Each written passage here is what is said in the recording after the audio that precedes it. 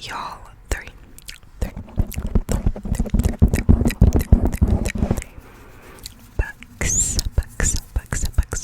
books that I got recently. Do some tapping, scratching, and page turning, and close whispers. So sit back, and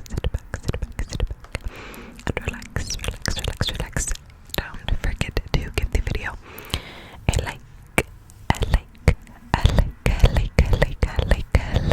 and a comment.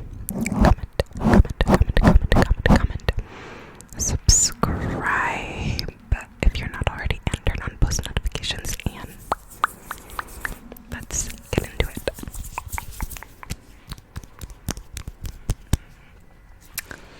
So first we have this book.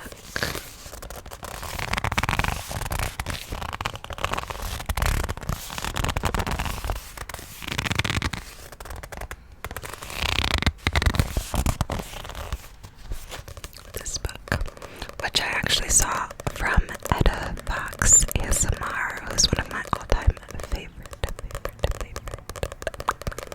ASMR artists.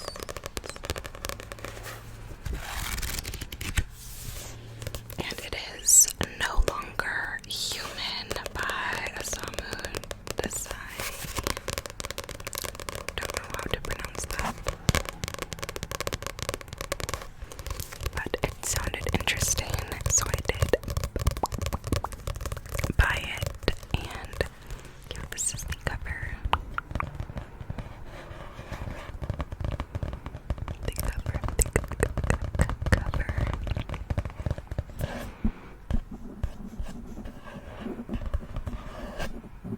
No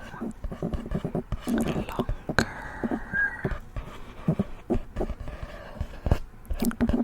human.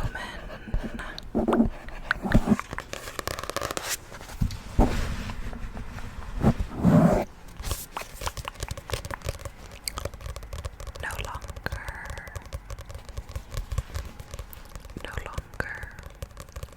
human.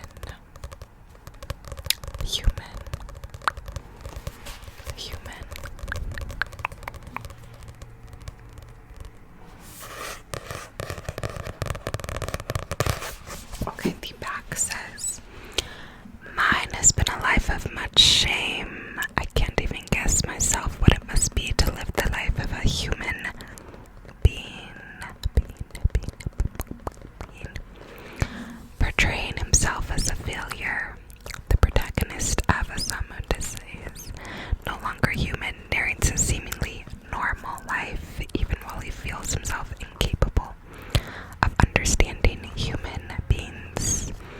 Obayoso's attempts to reconcile himself to the world around him begin in early childhood, continue through high school, where he becomes a clown to mask his alienation, and eventually lead to a failed suicide attempt as an adult. Without sentimentality, he records the casual cruelties of life and its fleeting moments of human connection and tenderness.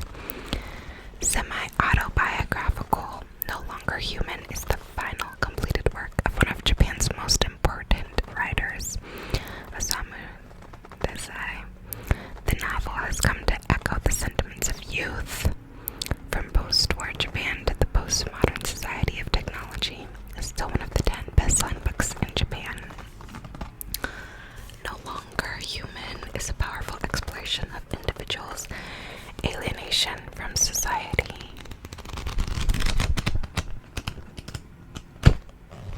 Oops.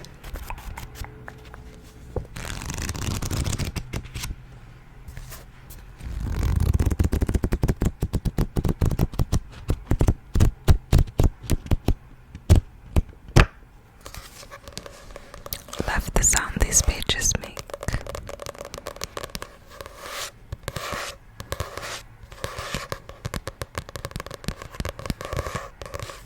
Just the right amount of stiffness.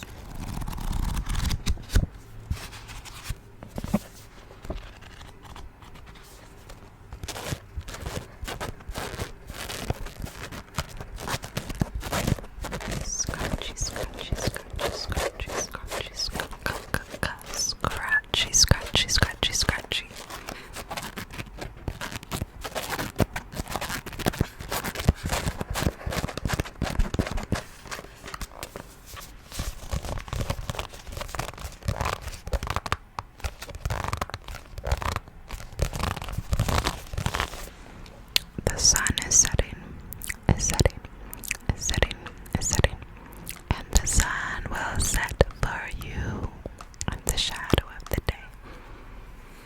Will embrace the world. The sun, the sun, the sun will set for you. Adieu, adieu, adieu, adieu.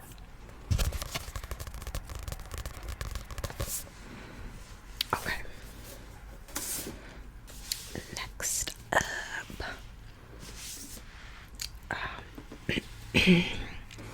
the sequel for this book, Divine Rivals, came out in like December, I think, and it was one of my most anticipated releases. I still haven't read it, but I did purchase it, but it didn't come yet. I think the books were like backed up when I ordered it. But this one did end up coming, and I read this one on my Kindle like way back when, because it's on Kindle Unlimited, and I think I read it back in August. Yeah, definitely August. And I really enjoyed it. So yeah, here's what it looks like. It has like a different cover with like just like the words and some design too, but I didn't care for that cover.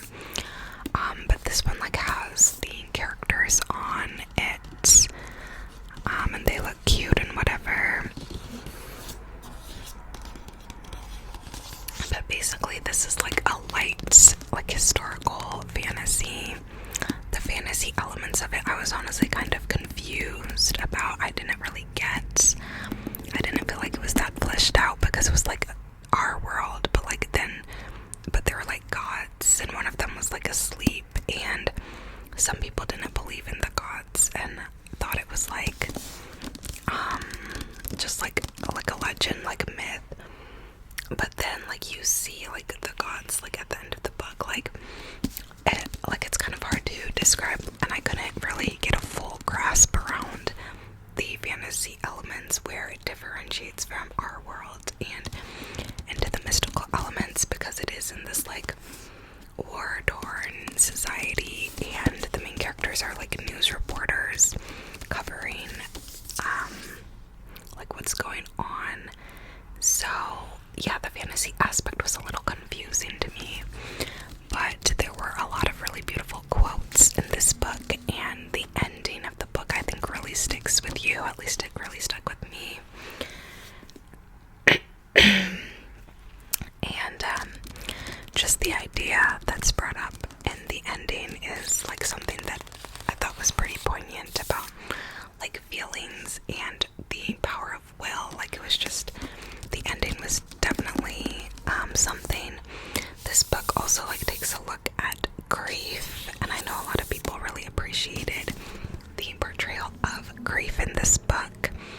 And it also has the like academic rivals to lovers sort of setting. So for people who like that trope, this is probably up their alley as well. So yeah, that is this. The cover says, "No God, no war, no one can come between them." It's by Rebecca Voss. Two rivals, two stories, two hearts, one fate. I have like dust going everywhere. The synopsis is: when two rival journalists find love through a magical connection.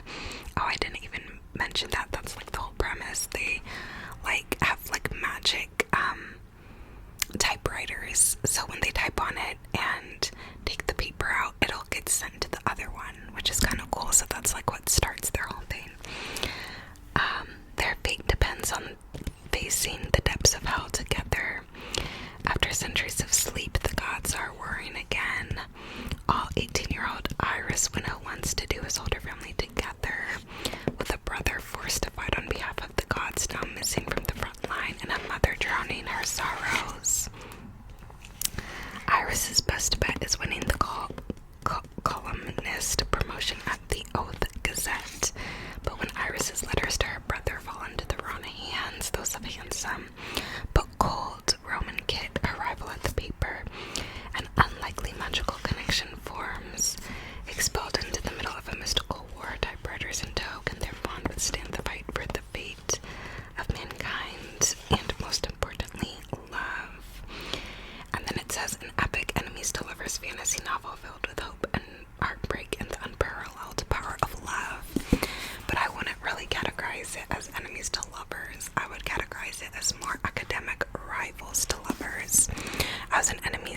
lovers girly who loves like real like enemies to lovers, like, you know, this is more like academic rivals in my opinion. But yeah, that is this one.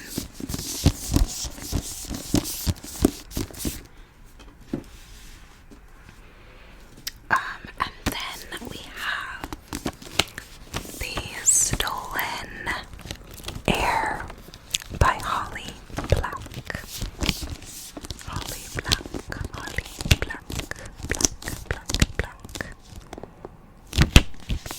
The sticker was here, so it's extra sticky. So, this book is the first book in a sequel duology that takes place after the Girl Prince Folk of Air trilogy. So this one follows Oak, who's Jude's brother. It follows Oak and another main character, a girl. So I'm rereading the Girl Prince trilogy right now.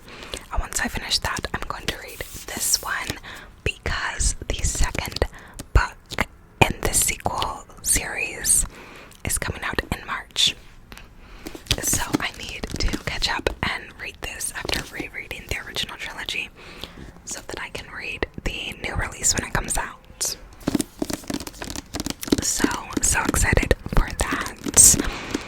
I have not been in the mood to read any new releases recently. Like the sequel to this came out, I haven't read it yet. The sequel to Fourth Wing came out and I haven't read it despite being so into Fourth Wing. Magnolia Parks, The Long Way Home, Into the Magnolia Parks Into the Dark is coming out like next week. I don't know if I'll read that when it comes out right away or not. Like I just have not been in the mood to read sequels or like really in-depth like books or whatever. But like I am rereading the Girl Prince trilogy right now, and I am loving it so much. Again, like it's still one of my favorite series. I'm loving it so much.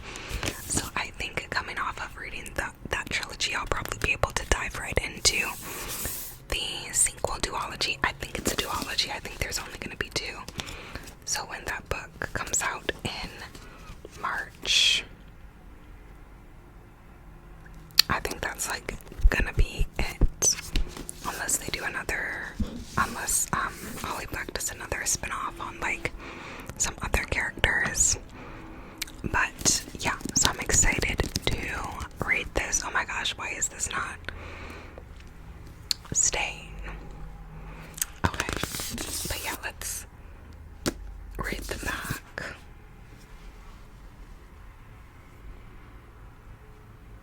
I'm hearing noises. What is going on? Oh, no. Okay, the back says, I squat on the other side of the prince, worried I'm going to do something wrong. Oak's gaze slants to me, as with fumbling fingers. I try to work off the scale mail where it has stuck to his wound. He makes a soft huff of pain, and I can see the way his lips are white at the edges from being pressed together as he bites back whatever other sounds he wants to make. Underneath his stained linen shirt is pushed up over the flat plane of his stomach, the dip of his hip bones. His sweat carries the scent of crushed grass, but mostly he smells like blood.